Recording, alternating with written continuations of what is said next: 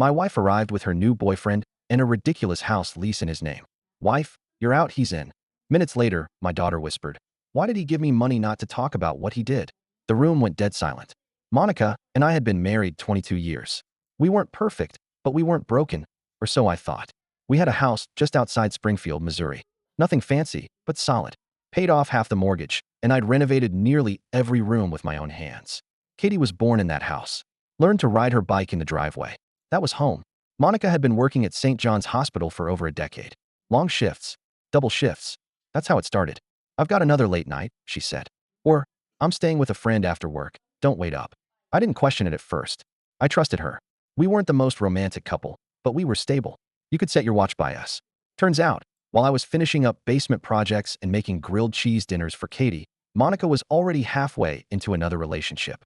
I found out about Curtis, this random guy from her gym, on the worst day of my life. I didn't even get the dignity of a conversation. No, honest, we need to talk. Just a living room full of boxes, a new lease with his name on it, and my daughter watching from the hallway like the ground was crumbling under her feet.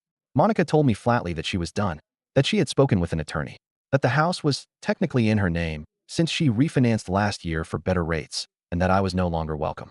And Curtis? He just stood there like a stand-in actor playing the part of man of the house. When I demanded answers, she just stared at me like I was being unreasonable, like I was reacting badly to something perfectly rational. I think that shook me more than anything. Then came Katie's whisper. I left that night because staying would have meant losing my temper in front of my kid. I packed a duffel bag, kissed Katie on the forehead, and walked out with my dignity hanging by a thread. I stayed with my brother Malcolm across town in a 2-bedroom apartment above his garage. Cramped, but it was something. The real nightmare started after that. Katie's words wouldn't leave my head. I kept replaying them like a broken recording. Why did he give me money not to talk about what he did? I knew I had to do something. I didn't want to believe it, but I couldn't risk being wrong. The next morning, I filed a report. I didn't accuse Curtis of a Bessie outright. I didn't have the full picture, but I told them what Katie said. The officer was cautious, but listened. They opened a file, and within 2 days, Child Protective Services was involved. Katie confirmed the story. Curtis had handed her an envelope with $200 inside and told her, "This is just between us, okay?" when Monica wasn't around. When asked what he meant by this, Katie described small things, comments that made her uncomfortable, touches that felt too long, being alone in a room with the door locked. No physical abuse, but the psychological damage was already there. And she was scared. You could see it in how she curled into herself when she talked about it. That's when I stopped thinking like a husband and started thinking like a father in war mode. Monica was livid when she found out I reported it. Accused me of manipulating Katie. Said I was twisting things because I was bitter, that I was trying to ruin her relationship. I didn't care anymore what she thought. Her priorities were clear. She chose Curtis over our daughter's safety. The court didn't buy her act. After months of hearings, supervised visits, and therapist reports, the judge awarded me primary custody. Monica was granted bi-weekly visits, supervised. The house. I managed to buy her out. It took most of my savings, and I had to pull some retirement funds early, but I wasn't about to leave that place in her hands. Not the place where Katie grew up. Not the place where Curtis had the audacity to plant his flag like a conqueror. Curtis took a plea deal, 2 years probation, no jail. He vanished after that. Rumor has it he moved to Oklahoma. Good riddance. Katie's been in therapy every week since. She's quiet now in ways she never used to be. Not shy, reserved. Careful. I cook her meals. We sit in silence sometimes, but it's the kind of silence that feels safe. I tell her she's brave, that I'm proud of her. She shrugs it off, but I can see the faint flicker in her eyes when I say it. We don't talk about Monica much. The most Katie says is that she doesn't feel like mom anymore. That one hurt, but it was honest. There's a lot more to say, and I will. But I needed to get this part off my chest. I don't know what comes next for us. I don't know how to be a single dad, or how to undo the fear Monica and Curtis planted in my daughter. But I'm learning, one night at a time. After the court made their ruling, I thought things might settle. That maybe, finally, Monica would accept the reality of what she had done.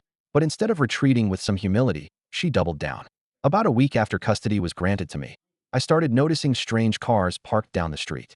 Not right in front of the house, but close enough to make me uneasy. At first, I thought I was being paranoid. Maybe it was just neighbors having visitors. But then I noticed the same silver sedan 3 days in a row, same plate, same tinted windows. It never pulled into a driveway. It just sat there for an hour or two, then drove off. I mentioned it to my brother Malcolm when he came over to help me fix a leak under the sink. He's a retired cop. Spent 20 years with Greene County Sheriff's Office. I figured he'd laugh it off. But he didn't. He walked outside like he was going to grab something from his truck and casually strolled past the sedan. He glanced inside, nodded politely at the driver, then came back inside and told me, "That guy's watching your house." That's not random. I didn't want to jump to conclusions, but I couldn't ignore it anymore. I filed a report. The police couldn't do much since he was parked on public property and hadn't made contact, but they agreed to do extra patrols through the neighborhood. After that, the car didn't show up again, at least not in front of the house. But the feeling didn't go away. The sense that Monica wasn't done. Meanwhile, Katie was still adjusting. I'd taken time off work to be with her more, cutting back my contracts to smaller projects I could handle from home. She wasn't sleeping much. Nightmares. Her therapist said it was trauma manifesting as anxiety and recurring dreams. Most nights, she'd crawl into the old recliner in my room around 2 or 3 a.m., hugging a blanket and staring at the ceiling. One night, she asked something that made my heart sink. Do you think she knew? I didn't have to ask who she meant. I did the thing you're supposed to do as a parent. I paused, looked her in the eye, and answered slowly. I don't know for sure, but I don't think she wanted to know. Katie just nodded and looked down at her hands. That's the part that's hardest to talk about. Not what Curtis did, not even the betrayal from Monica. It's the moment you realize your child is old enough to understand what neglect looks like, what betrayal really means. Over the next few months, Monica's supervised visits were strained. Katie barely spoke to her. The sessions took place at a visitation center downtown, neutral ground, monitored by social workers. Monica tried to act cheerful at first, but Katie kept her distance. Sometimes, Monica would try to bring up Curtis, like he was some benign, innocent party in all this. Katie would shut down immediately, and then the rest of the hour would pass in silence or polite small talk about school and homework. Eventually, the visitation center coordinator reached out to me and said they noticed signs of emotional distress after every session. Katie would come home and cry or shut herself in her room. I brought this up with her therapist, and we discussed the possibility of temporarily halting visits. When I filed for a suspension of visitation, Monica went ballistic. She sent me this long email that read more like a courtroom defense than a message from a mother. She accused me of poisoning Katie's mind, of creating drama, of trying to erase her from our daughter's life. The truth was, she was doing that all by herself. Money was tight. The legal fees, therapy, and taking time off work hit hard. I sold a few tools from my shop, ones I wasn't using much anymore. I even picked up evening work helping an old client renovate a rental property in South Springfield. Katie was old enough to understand we had to cut back. We cooked more meals at home, canceled Netflix, even sold the old PlayStation she barely touched. But she never complained, never once whined about wanting more. She just understood. One night, while we were making spaghetti, she asked me if I was lonely. The way she said it, quiet, almost like she didn't want to offend me, cut right through me. Yeah, I admitted. Sometimes, but not when I'm with you. She nodded and gave me a quick side hug before getting back to stirring the sauce. It hit me then how much she'd had to grow up this past year. How much she'd lost. Not just her sense of safety, but the innocence of trusting the adults in her life. Around that same time, Monica's sister, Deidre, reached out to me. I hadn't spoken to her in over a year. She was always the blunt one, didn't sugarcoat things. She called out of the blue one Saturday morning and said, "I'm sorry. I should have said something sooner." At first, I didn't know what she meant. Then she explained that she'd known about Curtis, that she hadn't met him, but Monica had mentioned him months before the blow-up, that she'd expressed concerns to Monica about moving too fast and bringing a stranger around Katie, especially while still married. She told me Monica had dismissed her, said I was checked out and emotionally unavailable. Deidre apologized again and said she'd testify if needed, especially if Monica ever tried to push for unsupervised visits. I told her I appreciated it, but mostly, I just felt hollow. Like everything about the past year had been twisted by a version of Monica I no longer recognized. The funny thing is, I still remember the woman I married. Not the one who blindsided me with paperwork and betrayal, but the woman who held Katie when she was a newborn and cried because she was scared of being a bad mom. The woman who used to fall asleep on the couch with her nursing textbooks still open on her lap. I don't know where that woman went. Maybe she broke down inside and rebuilt herself into someone colder. Maybe Curtis brought out something ugly that was always hiding just beneath the surface. All I know is, she's not coming back. And somehow, despite everything, Katie and I are still standing. A few weeks after Deidre reached out, things got quiet. And in some ways, that was more unsettling than the chaos. No court dates. No lawyers. No more unexpected emails from Monica. Even the social worker stopped checking in as frequently. For the first time in nearly a year, it felt like the fight was on pause. But instead of feeling relieved, I felt like we were sitting in the eye of a storm. Calm, but not peaceful.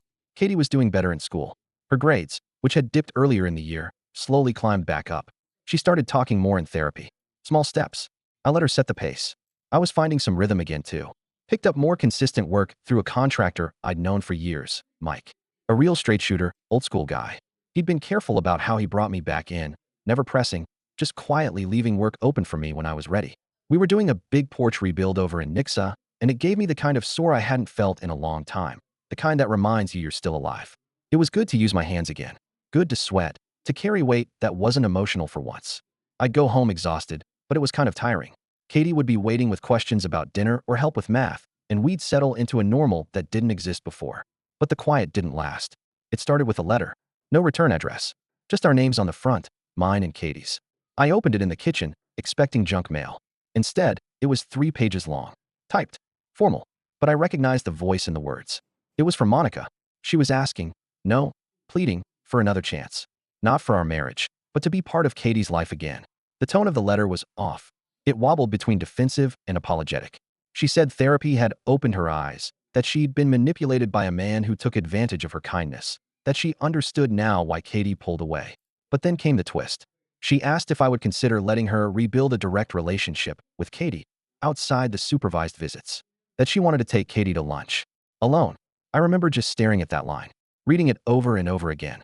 Something in my chest tightened like a vice. She wasn't ready. I knew it. Katie knew it. Even the court had said it. But now Monica was trying to work around the system, reach me emotionally, hoping I'd drop my guard. I brought the letter to Katie's therapist. She read it, sat with it for a while, then said carefully, this is still about Monica's needs, not Katie's. We didn't respond. 2 weeks later, we got a second letter. Angrier. Shorter. Accusing me of turning her daughter against her and warning me not to interfere anymore. Like clockwork, Monica filed another motion to lift the supervision requirement. And just like before, it was denied. Katie didn't say much about any of this, but I noticed her anxiety come back. She started biting her nails again. Started pacing at night. One night, she asked to sleep in my room again. Not because she was scared of the dark, because she had a dream Monica showed up at school and tried to take her.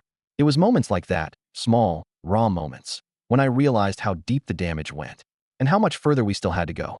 Around this time, I also started to confront something I hadn't really admitted out loud yet, my own anger. For so long, I was focused on Katie, on protecting her, calming the storm, handling logistics. I didn't really give myself room to feel it.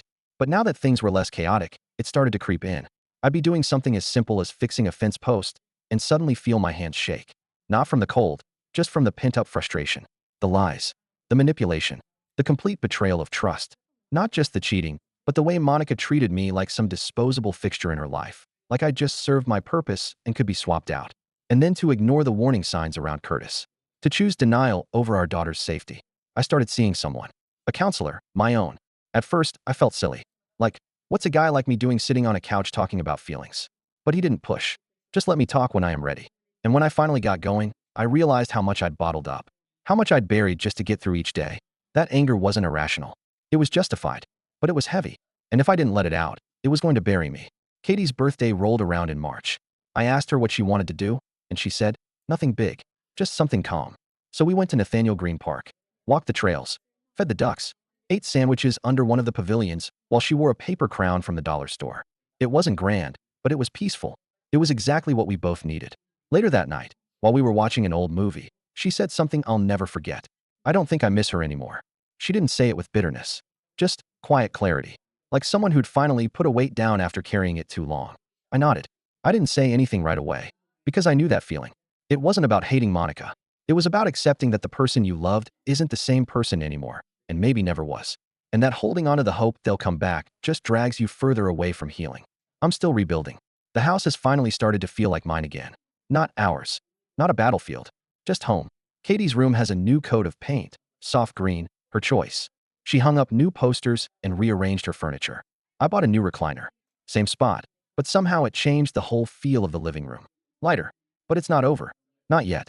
Because as much as I want to believe Monica will fade quietly into the background, I know her, and something tells me she's not finished. There's more coming. I can feel it. It was a Wednesday, mid-morning. I was out on a job site helping finish a cedar deck for a couple near Battlefield. My phone buzzed in my pocket, and when I saw the number, my stomach dropped before I even picked up. The counselor's voice was calm but serious. Hi, Mr. Dorsey. I wanted to let you know something happened today involving Katie. She's okay, but we had an unexpected situation. Apparently, Monica had shown up at the school, unannounced, without prior notice to the office, no scheduled visit, no court-approved pickup permissions. She showed up during lunch hour and tried to see Katie, claiming she just wanted to talk. and give her a surprise. When the receptionist informed her that she wasn't authorized to take Katie off school grounds or have unsupervised contact, Monica apparently got upset. Not loud, but tense. Pressed. Asked, "Can't a mother see her child?" More than once. School staff kept things calm, kept Monica from interacting directly with Katie, and contacted the school officer. Luckily, they handled it professionally. Monica was told firmly to leave, and the school filed a formal report that I could use if I chose to escalate things. Katie didn't see her. That was the one grace in all of it. By the time Monica arrived, Katie was in the cafeteria. They ushered her to a side hallway as a precaution. Still, the counselor said Katie was rattled. Asked to go home early. Said her stomach hurt. I left the site without even packing up my tools. Just drove straight to the school, heartbeat thudding in my chest like a war drum. When I walked into the office, Katie was sitting in a chair, head down, hood pulled over her face. When she saw me, she stood up and practically ran into my arms. Neither of us said much. We didn't need to. Her arms around my waist said everything. That night, I sat at the kitchen table with a cup of black coffee going cold in front of me, staring at a pen and a blank piece of paper. I was trying to decide if I wanted to file another motion with the court. I hated doing it. Every time felt like digging the knife in deeper. But what choice did I have? I had to protect my daughter. The next day, with our lawyer's help, we filed a restraining order, limited, focused on Katie. Monica was barred from contacting her outside of approved visitation settings, including school property. The judge granted it within 48 hours. No tolerance, no warnings. He even attached a warning about contempt of court and potential custody sanctions if she violated it again. I didn't tell Katie all the details, just that the school knew what to do now, that she was safe, that I'd made sure of it. She nodded, then quietly asked if we could skip our usual weekend grocery run and just stay home instead. I agreed. We ate canned soup and toast and played board games in the living room. No TV, no noise. Just laughter, eventually. A few hours of peace. Around this time, people in town started to talk. Springfield's not tiny, but it's small enough, especially in our corner. Friends, old neighbors, people I hadn't heard from in years started reaching out, asking how we were doing, if the rumors were true. Someone had apparently heard Monica was looking for legal advice, trying to file an emergency petition to reconnect with her daughter. Word got around that she was blaming me for alienation, for a bestie of the system, that she felt wronged. I tried not to engage. I really did. But one night, Malcolm came over with a manila folder in his hand and a grim look on his face. "She's trying to make noise," he said, dropping it on the kitchen table. It was a packet of social media posts Monica had made. Private account, but someone had screenshotted them. Vague, attention-seeking posts. Claims of being falsely accused, of losing everything because of lies. Photos of her and Curtis, old ones, captioned with things like, "You were the only one who ever saw the real me." She didn't name us directly, but it wasn't subtle. The worst part was the comments. Friends of hers, coworkers maybe, saying things like, "Stay strong, and your daughter will come around." That's when I felt the anger again, deep and sharp. Not because she was grieving the loss of a connection with her child, but because she was rewriting the story, turning herself into the victim. A few nights later, Katie brought something up I wasn't expecting. We were sitting in the garage while I was fixing an old folding chair that had come apart at the hinge. She sat on a stool nearby, sketching something in her notebook. "Do you think I'll ever feel normal again?" she asked, without looking up. The question came out of nowhere, soft and bare. I put down the screwdriver and looked at her. "I think you're already more normal than you realize," I said. "You're brave. You're honest. You're still kind, even when life hasn't been." She didn't say anything right away, but I saw her shoulders relax just a little. Then she said, "Sometimes I think maybe I made it worse by telling you." I swear my heart cracked right then. I moved my chair closer, looked her right in the eye. "You did the hardest, most important thing, Katie. You told the truth. You made sure someone saw what was happening. You protected yourself, and you helped protect others. Nothing about this is your fault." She didn't cry. She just nodded. But that moment, it changed something. It was like a stone she'd been carrying finally came loose. Life didn't magically get easier after that, but the conversations did. She started asking questions more directly. About her mom. About Curtis. About why people change. Why some adults lie. Why love sometimes looks nothing like love at all. Some nights I didn't have good answers, but I told her the truth, even when it wasn't easy. I told her love, real love, doesn't hide behind silence or secrets. It doesn't ask you to lie or pay you to forget. It shows up. It listens. It keeps you safe, even when it's hard. About 4 months after the restraining order was granted, I heard Monica had quit her job at the hospital. No announcement. No public explanation. One of Katie's friends' moms works in billing and mentioned it in passing. Said there'd been some sort of internal HR complaint.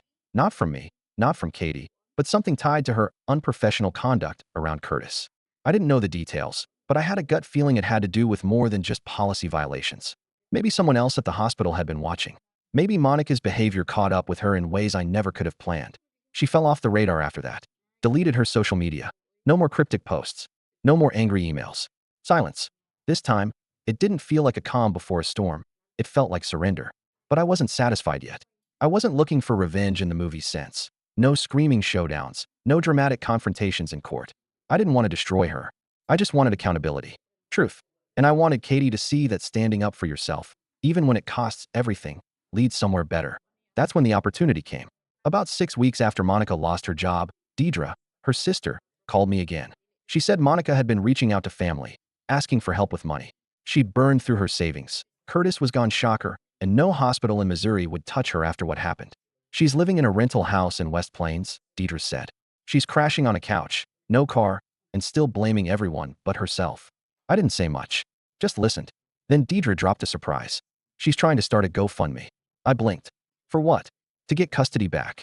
That's when it clicked. Monica's next move wasn't through the courts. It was a public image, a pity campaign.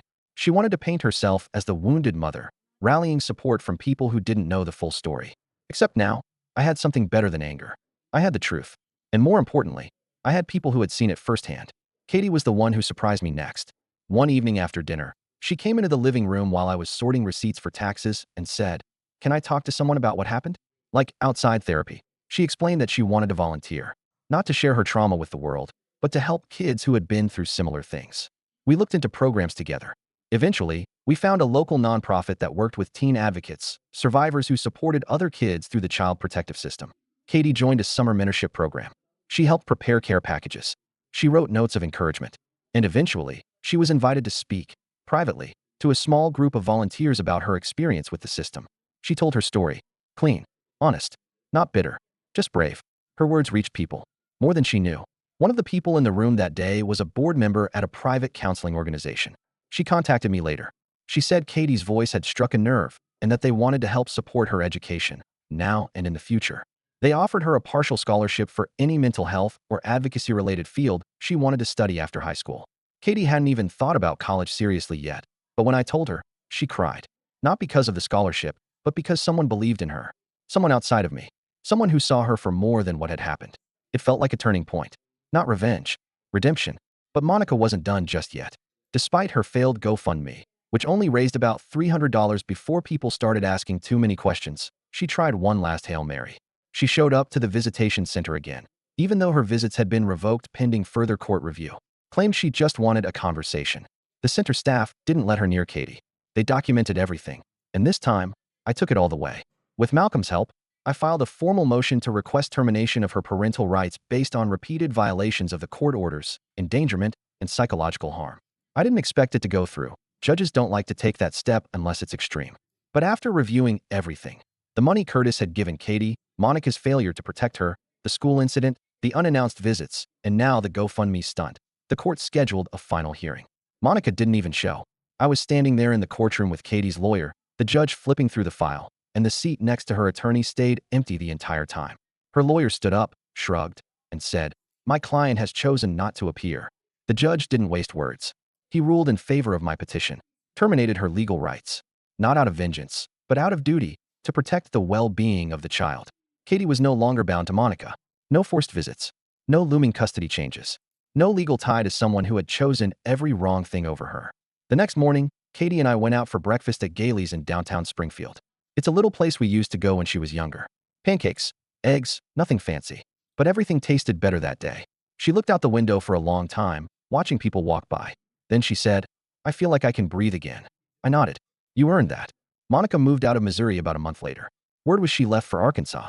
No job, no family left speaking to her, and no way to undo the choices she made. I don't know if she ever truly understood what she lost, but it wasn't mine to fix anymore. And that, honestly, was the most satisfying part. No yelling. No fists slammed on tables. Just the truth. Quiet, patient truth. It took a year and a half, countless sleepless nights, and more emotional wreckage than I thought we could survive, but we did. Katie is thriving. I'm rebuilding. Not just the house, but myself. And the thing Monica could never take, never fake, and never touch again, is our peace. And peace, let me tell you, is the best revenge there is.